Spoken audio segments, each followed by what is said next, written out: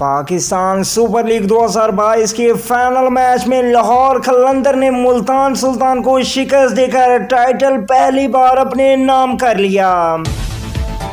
PSL 2022 के final match में दो ऐसे कैच पकड़े गए जिसे क्रिकेट की तारीख में सबसे मुश्किल तरीन कैच करार दिया गया।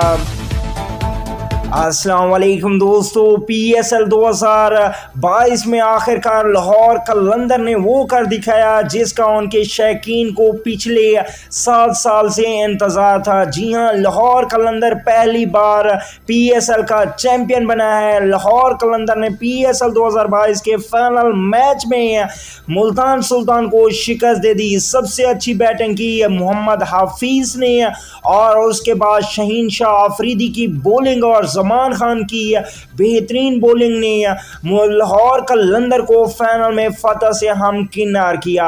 अगली वीडियो तक के लिए इजाज़त दीजिए। लाहौर कलंदर के फैन कमेंट ज़रूर करें।